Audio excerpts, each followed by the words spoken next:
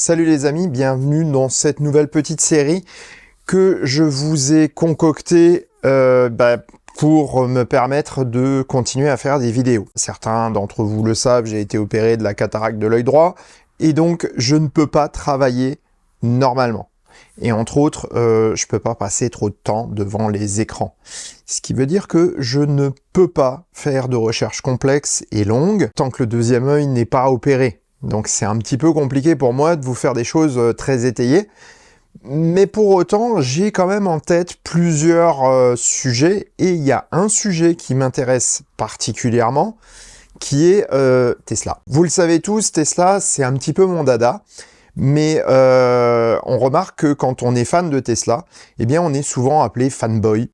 Certaines personnes pensent que nous sommes des fans inconditionnels et que tout ce que fait Tesla est forcément bon pour nous. Et c'est pas vrai. Bien entendu, mon but n'est pas de bâcher les autres constructeurs, mais de montrer pourquoi on peut apprécier Tesla plus que les autres constructeurs et pourquoi les autres constructeurs peuvent nous horripiler. Dans la deuxième série, bien sûr, on fera l'inverse. La vidéo d'aujourd'hui est consacrée à l'utilisation d'une Tesla, parce que finalement, quand on achète une voiture, c'est généralement la première chose qui compte.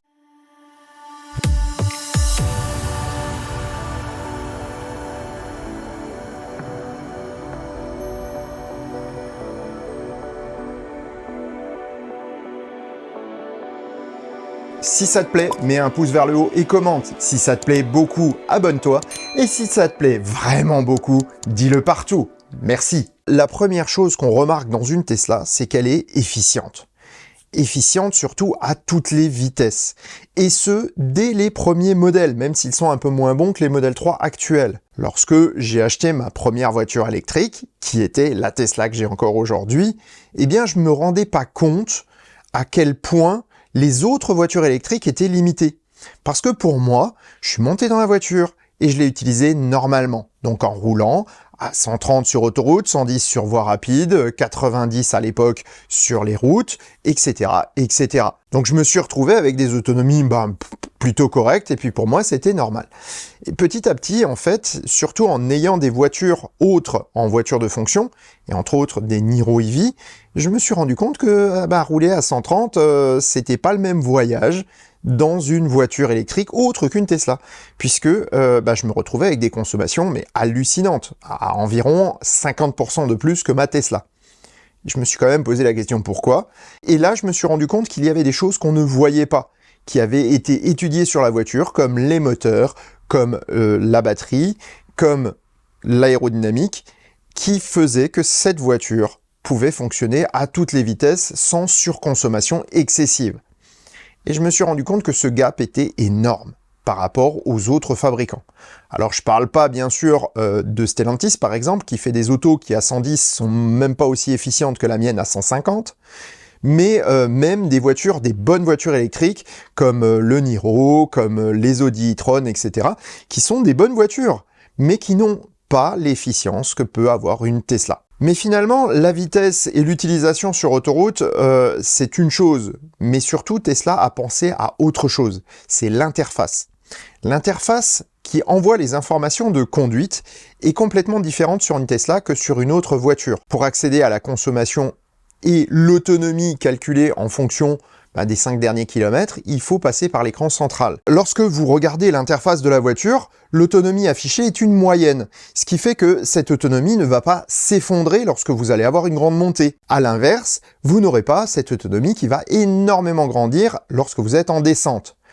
Vous n'aurez pas non plus de différence lorsque vous allez mettre la clim, lorsque vous allez allumer la radio, etc. Ce qui veut dire que l'affichage d'une Tesla est beaucoup plus constant. Et surtout, lorsque vous mettez un itinéraire, vous avez un pourcentage à l'arrivée qui varie certes un petit peu en fonction de votre conduite, mais qui est plutôt exact. Et surtout, qui vous permet de vous dire « Ah, attention, là, vous n'arriverez pas à destination, mais si la voiture vous dit que vous arrivez à destination, vous y arrivez sans problème. » L'interface de la Tesla est totalement anti-anxiogène par rapport aux autres voitures qui vont, dès que vous allez consommer un petit peu plus, vous dire « Oh mince, je vais pas y arriver, ça va pas aller, machin ». Donc pour les gens qui sont stressés, très sincèrement, préférez une Tesla à toute autre voiture électrique. Troisième chose, c'est la prise en main. La prise en main dans une Tesla est extrêmement simple parce qu'il n'y a pas des boutons partout, il n'y a pas besoin d'être ingénieur en informatique pour accéder au menu, mais ce qui est important, c'est que vous n'avez que ce qui est réellement utile. Aujourd'hui, je vais être clair, pour moi, les palettes au volant, c'est d'un inutile total. Le simple fait de gérer à la pédale d'accélérateur sa régénération est suffisant dans tous les cas. La simplicité des modes de conduite de Tesla permet de tout gérer de manière intuitive, sans avoir besoin d'accéder à des menus, de modifier les modes de conduite, de faire ci, de faire ça. C'est ça qui fait aujourd'hui la supériorité de Tesla, c'est que vous adaptez votre conduite, la voiture s'adapte. Si vous voyez que vous consommez trop, vous roulez un peu pied léger, vous ralentissez, vous voyez tout de suite votre consommation baisser. Contrairement à d'autres voitures où il faut changer de mode, vous comprenez pas comment ça fonctionne. Bref, il n'y a pas de fouillis informatique qui vous empêche de comprendre comment fonctionne la voiture. Tout est très intuitif. Et enfin, il y a les équipements adaptés à l'utilisation. Vous allez me dire, c'est quoi ça? Parce que Tesla, en gros, les équipements, c'est surtout de l'informatique. Mais il n'y a pas que ça. Aujourd'hui, lorsque vous comparez, je ne sais pas moi, un e-Niro, encore une fois, à une Tesla, la différence, c'est que en hiver, une Tesla va réchauffer sa batterie au moment de la supercharge.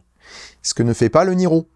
Ce qui veut dire que vous allez charger beaucoup plus lentement avec un Niro. Certains de mes abonnés sont d'ailleurs à juste titre très critiques à ce sujet. Et donc une Tesla est conçue avec des équipements qui permettent à tout moment à la voiture de fonctionner au mieux de ses capacités. Et ça, sans avoir besoin de programmer quoi que ce soit. Sans avoir besoin d'intervenir sur la voiture. Elle le fait de manière tout à fait automatique et transparente pour l'utilisateur.